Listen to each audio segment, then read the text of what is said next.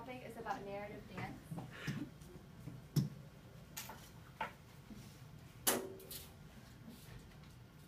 And I chose this topic because I've been dancing for 3 years, and especially this year, I've seen my coach choreographing her dances, and I thought it was very interesting how she created every movement, and she did it in a chronicle order that would tell a story. So I thought it would be interesting if I research how different choreographers came up with their dances to convey a message to their audience. And my original question was, how is modern dance more effective in using expressive movements than contemporary dance?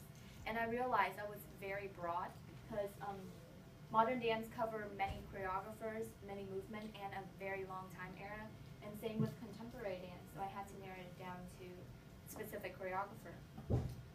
My second question was, how did Martha Graham and Maurice Cunningham employ narrative dances to convey their messages?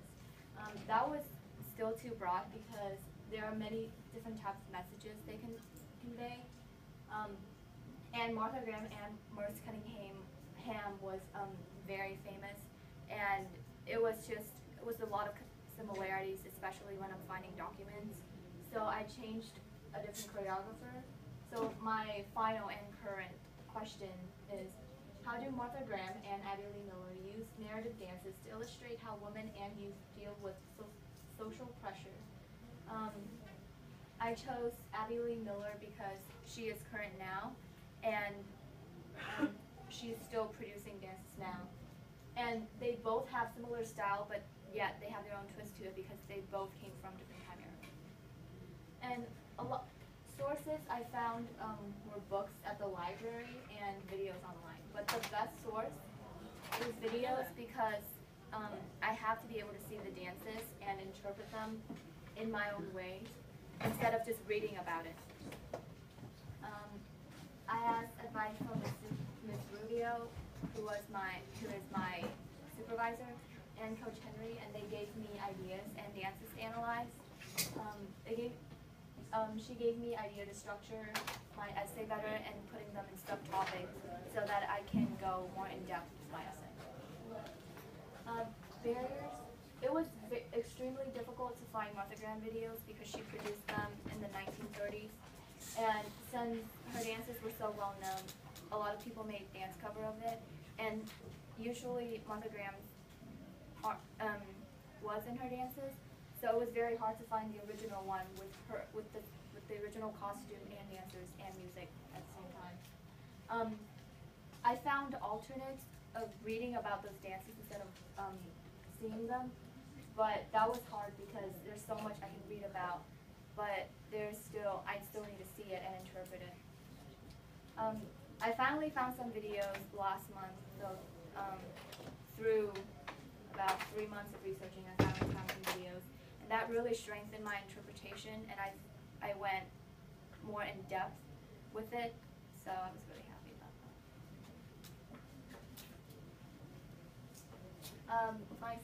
My introduction, I talked about the artist's influence, the philosophy that they base their dances off from. My subtopics are narrative, plot, setting, and character, which include the dancer's expression, their mood, and props and staging. That includes how the props were set up on stage and the lighting. Symbolism, I talked about how every dance technique and movement symbolized in the story. I also talked about how the props symbolizes something too. I also talked about the audience. That came from the source that I was reading about mood, and then after that I thought I should talk about how the audience feel during the dance. And my conclusion were that both women use the same elements in their dances. They have their own twist to it, and because of the time difference, they cover different social issues. I could go the questions that I could go more in depth with are that I can cover not just women and youth, but different generations and gender. I can talk about home. And these are my examples. The one on the left is Martha Graham, and right is Abbie Lee Miller. and they both convey very strong messages. I mean, obviously they didn't have texting back then.